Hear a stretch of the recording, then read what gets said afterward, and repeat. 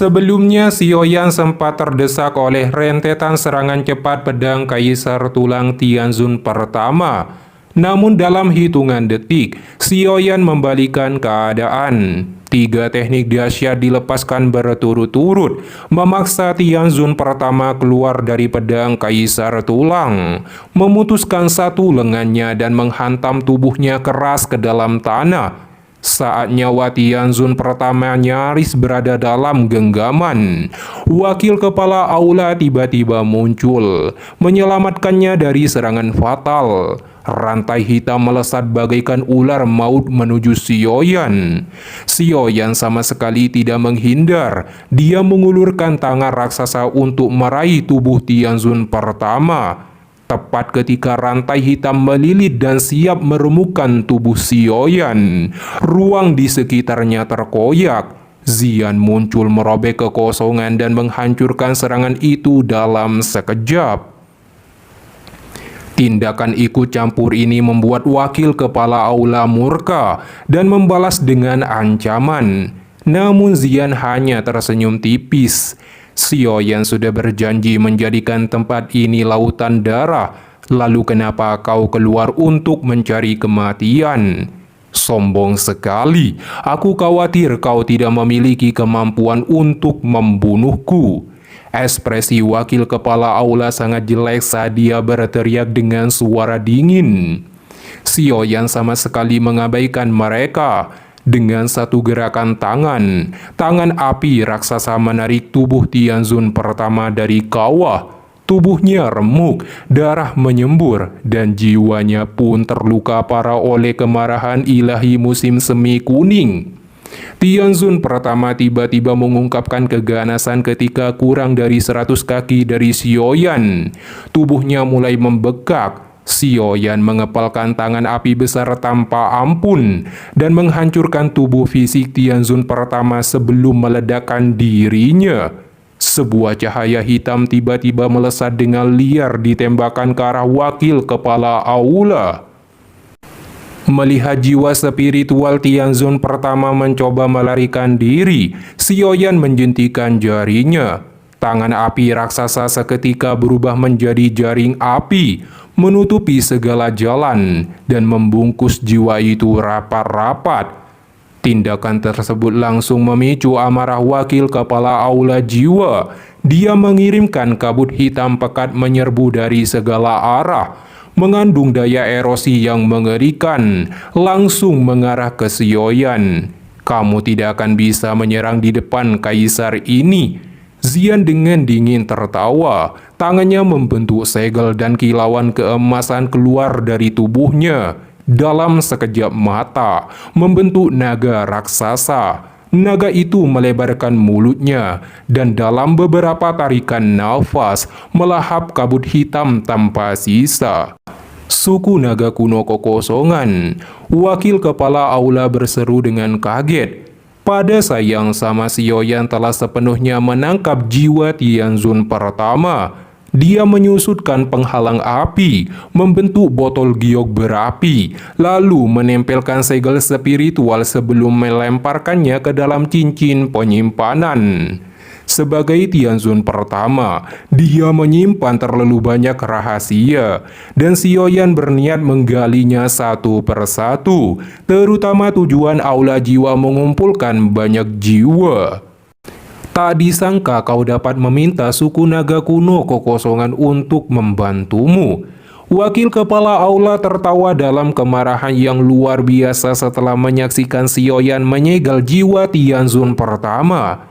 Namun aula jiwaku bukanlah tempat di mana bocah sepertimu menjadi pertumpahan darah hanya karena kau mau. Wakil kepala aula mengeluarkan giok spasial dan dihancurkan. Fluktuasi spasial yang sangat padat mulai menyebar dengan cepat. Akan tetapi dia tertegun menemukan bahwa terowongan spasial tidak muncul. Xian berbicara sambil tersenyum saat dia mengejek wakil kepala aula jiwa. Dia menggunakan aliran spasial kacau untuk menyegel wilayah ini. Jadi wakil kepala aula tidak dapat memanggil bala bantuan.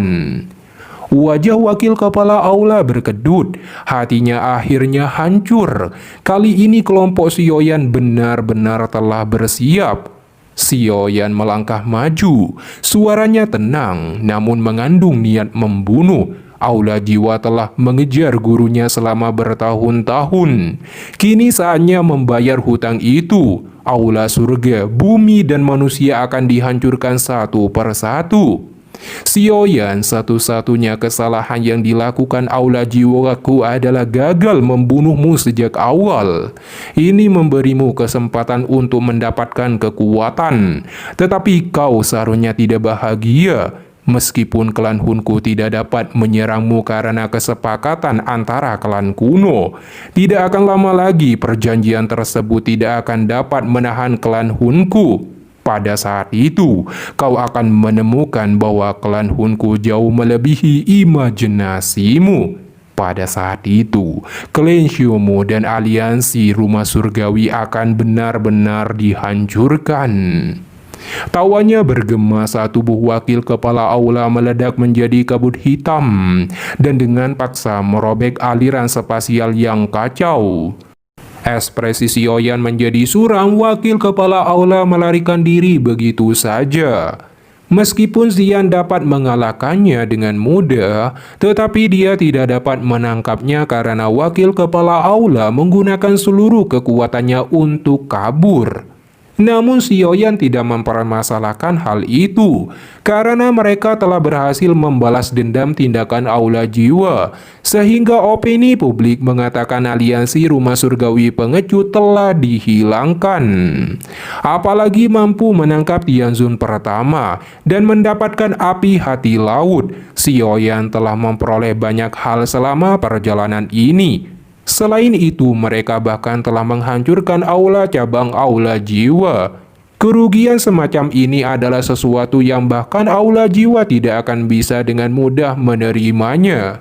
Di bawah perintah Sioyan, Dokter Peri Kecil dan King Ling mengejar anggota aula jiwa yang tersisa dan tidak dibiarkan melarikan diri.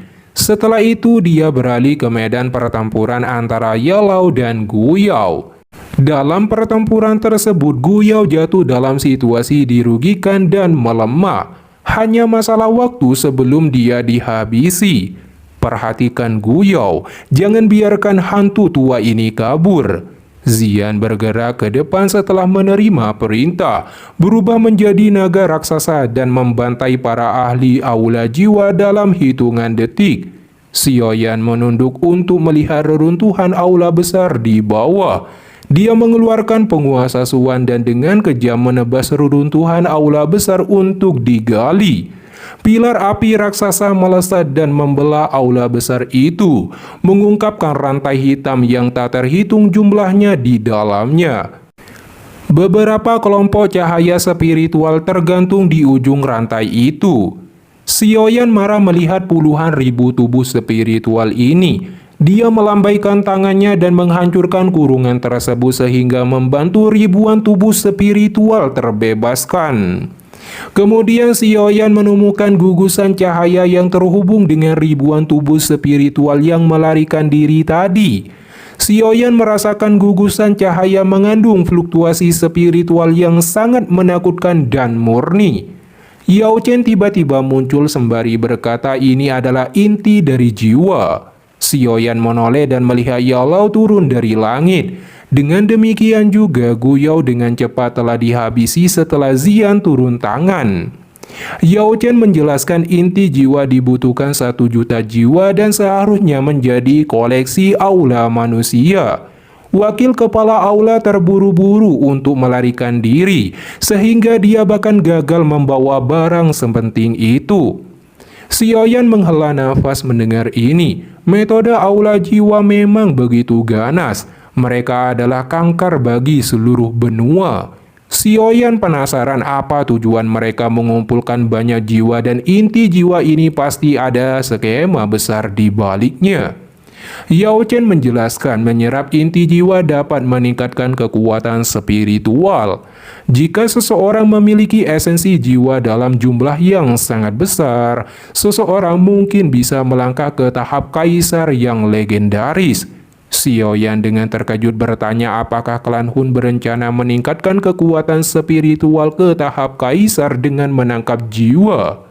Yao Chen tidak bisa memastikan hal ini. Ketika dia ditangkap oleh Aula Jiwa, mereka membutuhkan keterampilan alkimis untuk melakukan sesuatu, tetapi dia menolak. Oleh karena itu, Yao Chen tidak tahu persis dan hanya bisa menebak itu berkaitan dengan inti jiwa ini. Xiaoyan mengerutkan kening mendengar ini dan penasaran apa sebenarnya tujuan klan Hun. Inti jiwa ini menunjukkan bahwa Aula Jiwa sepertinya sedang mempersiapkan sesuatu yang sangat dahsyat. Xiaoyan telah bertemu dengan fragmen jiwa Demon Saint Huang Quan. Dia telah berlatih sampai jiwanya mencapai tahap kaisar.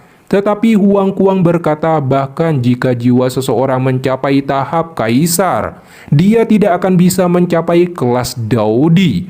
Karena ada hal yang hilang di dunia ini, dan itu merupakan kunci untuk memecahkan misteri ini.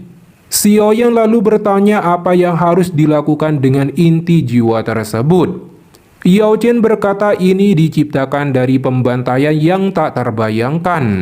Karena sudah terbentuk secara alami, tidak ada alasan untuk meninggalkannya. Kamu harus menerimanya. Tingkatkan kesadaran spiritualmu saat ini. Itu pasti akan membantumu untuk merebut api lotus pemurnian iblis. Xiaoyan terkejut saat mendengar saran ini dan mengambil gugusan cahaya. Ketika menyentuhnya, Xiaoyan merasakan kebencian, keengganan, dan emosi lainnya. Ini akan sangat sulit untuk sepenuhnya memurnikan emosi negatif ini. Setelah itu, Xiaoyan dan yang lainnya pergi kembali ke aliansi. Wakil kepala aula tiba-tiba muncul lagi untuk mengambil esensi jiwa. Namun apa yang membuatnya sangat terkejut dan frustasi semuanya telah kosong. Selain mengambil esensi jiwa yang telah aula manusia kumpulkan, Xiaoyan juga melepaskan seluruh tubuh spiritual. Wakil kepala aula sungguh tidak berharap Xiaoyan memiliki seorang ahli dari suku naga kuno kekosongan dan tidak dapat mengalahkannya. Ini karena membiarkan Xiaoyan tubuh menjadi harimau sehingga mencapai titik di mana seluruh aula jiwa tidak bisa menghadapinya. Api lotus pemurnian iblis akan muncul dalam 2 bulan. Kepala aula jiwa akan turun tangan. Jika berhasil mendapatkan api lotus pemurnian iblis, klan Hun akan dapat melompati rencana kita ke depan. Ini bisa membantu mengganti kerugian dari kehancuran aula manusia. Pada saat itu tiba, wakil kepala aula akan membalas dendam pada Xiaoyan dan menghancurkan aliansi rumah surgawi. Karena penghancuran aula manusia, seluruh dataran tengah terguncang mendengar berita ini dan aliansi berakhir dengan suasana yang sangat bersemangat. Sementara ini terjadi, Xiaoyan menghabiskan beberapa hari untuk beristirahat. Jadi dia bisa memperbaiki dan menyerap esensi jiwa segera. Xiaoyan duduk di atas batu besar di atas gunung di alam bintang. Ada gumpalan cahaya yang mengambang di depannya. Dia mengeluarkan 5 api surgawi dan membungkus gugusan cahaya, memulai pemurnian. Di bawah suhu tinggi api surgawi, pemurnian akhirnya selesai. Lalu Xiaoyan mengeluarkan kekuatan spiritualnya. Ilusi seperti dirinya keluar dan mulai menyerap untayan esensi jiwa di depannya secara bertahap. Fluktuasi gelombang energi spiritual memancar dari tubuh ilusi Xiaoyan ke segala arah, mengejutkan semua orang dan merasakan tekanan kekuatan spiritual yang mengerikan. Mereka memilih menjauh dari gunung tepat pelatihan Xiaoyan. Kelompok Yao Chen juga muncul di langit. Bahkan mereka tidak bisa menahan tekanan spiritual semacam ini. Xiaoyan telah jauh melampaui Yalao baik dalam hal Daoqi dan jiwanya. Sekarang Xiaoyan telah mencapai tahap kesadaran surgawi sempurna. Dengan kekuatan Xiaoyan saat ini, Yao Chen akan pergi ke klan Yao bersama Xiaoyan dan memenuhi janjinya mengukir nama orang tuanya di prasasti klan. 1 bulan dalam pelatihan gelombang fluktuasi spiritual menguntungkan para murid Paviliun Bintang Jatuh untuk meningkatkan kekuatan spiritual mereka. Kemudian Sioyan menyerap seluruh esensi jiwa dan menyebabkan fenomena abnormal di langit. Ilusi spiritual Sioyan saat ini semakin tirani. Dia bisa merasakan berbagai macam emosi semua orang. Jangkauan kesadaran spiritualnya juga pun semakin luas sampai 500.000 kilometer dan melihat berbagai macam ahli tersembunyi di dataran tengah. Namun saat hendak menarik diri, Sioyan tiba-tiba merasakan pancaran panas yang tak biasa. Dia segera melacak sumbernya. Fluktuasi spiritualnya melesat, jauh melampaui kecepatan tubuh fisik, dan dalam sekejap jiwanya telah tiba di titik asal sensasi tersebut. Di hadapannya terbentang wilayah pegunungan dan pebukitan. Udara di atasnya terdistorsi hebat, seakan ruang itu sendiri tengah terbakar. Dari celah-celah distorsi itu, cahaya putih pucat perlahan merebes keluar. Begitu fluktuasi spiritual Sioyan menyentuh cahaya tersebut, rasa sakit membakar yang luar biasa langsung menghantam jiwanya. Sioyan tertegun, dalam jiwanya telah menyatu 5 api surgawi. Api biasa tak akan mampu menimbulkan kehangatan, apalagi rasa sakit yang membakar seperti ini. Sumber cahaya itu jelas bukan api biasa. Ketika Sioyan masih terkejut, gugusan cahaya misterius di benaknya, warisan dari peta kuno api teratai pemurnian iblis, tiba-tiba bergetar hebat. Sebuah pemahaman muncul dengan jelas. Ini adalah tempat kelahiran api teratai pemurnian iblis akan terjadi. Namun tepat pada saat ini, ruang di sekitarnya bergejolak. Fluktuasi spiritual yang luar biasa kuat menghantam jiwanya tanpa peringatan. Benturan mendadak itu membuat kepalanya berdengung dan penglihatannya sejenak kabur. Siapa? Sioyan segera pulih, menyusutkan jiwanya dan memancarkan fluktuasi balasan. Kekuatan pihak lain jelas tidak berada di bawahnya. Sebuah suara tenang bergema dari kehampaan. Kau Sioyan dari Glenshu. Nada suara itu berlanjut, dingin dan penuh penilaian. Tak heran kau bisa mencapai keadaan surgawi sempurna. Esensi jiwa aula manusia telah kau telan. Pantas saja aula jiwa terus gagal karenamu. Kau benar-benar mewarisi bayangan Siosuan. Kau adalah kepala aula jiwa. Fluktuasi yang intens dipancarkan dari dalam jiwa Sioyan. Awalnya aku berencana untuk menunggu sampai api teratai iblis pemurnian muncul sebelum menyelesaikan beberapa masalah. Tapi karena kau berani mengintip lokasi di mana api iblis akan lahir, kau harus mengikuti kepala ini kembali ke aula jiwa. Inti jiwa dari aula jiwaku bukanlah sesuatu yang dapat dinikmati siapapun. Setelah suara acuh tak acuh itu terdengar, ruang di sekitar Sioyan berubah menjadi penjara. Jiwanya tertekan, melemah di bawah tekanan tak terlihat. Kekuatan spiritualmu memang sangat kuat. Sayangnya tubuhmu sebenarnya terlalu lemah. Ruang kosong berfluktuasi sebagai tangan hitam besar yang berukuran beberapa ribu kaki terbentuk di langit. Itu mencapai ruang tempat di mana Sioyan terjerat. Hu Mingseng, bukankah terlalu berlebihan bagimu untuk menyerang seseorang dari generasi muda mengingat statusmu? Suara tua tiba-tiba terdengar sementara tangan hitam besar menyerang Sioyan. Sebuah tangan yang sama besar terbentuk di langit dan keduanya tiba-tiba saling berbenturan. Kedua kekuatan bertabrakan, memicu badai spiritual yang menghancurkan pembatas ruang di sekitarnya. Hantu tua, kau memang sedang memantau api lotus pemurnian iblis. Kepala aula dari aula jiwa berteriak setelah serangannya diblokir. Aku hanya tidak ingin itu mendarat di tangan aula jiwamu. Tinggalkan tempat ini. Suara itu turun seperti guntur, penjara spasial runtuh, dan jiwa Sioyan terlempar keras kembali ke tubuhnya. Ia tersentak sadar, keringat dingin mengalir di dahinya. Ribuan kilometer dari paviliun bintang jatuh, seorang pemuda mengembala sapi berhenti. Dari punggung sapi, ia menatap langit barat laut dengan mata jernih yang menyimpan pengalaman zaman. Kelahiran api iblis tanpa sadar akan menyebabkan pertempuran yang mengguncang bumi. Di puncak gunung, Sioyan membuka matanya dengan keringat dingin di sekujur tubuhnya. Matanya dipenuhi dengan ekspresi muram. Jika ahli misterius itu tidak membantu, akan sedikit sulit bagi Sioyan untuk melarikan diri. Jelas kepala aula lebih kuat dari Xian. Sioyan menghela nafas. Dia menekan jantungnya yang berdetak kencang. Masalah sebelumnya terlalu bahaya. Hanya jiwa kepala aula saja bisa menyebabkan Sioyan merasa tidak berdaya. Tetapi Sioyan juga penasaran siapakah ahli misterius tersebut dan mengapa membantunya.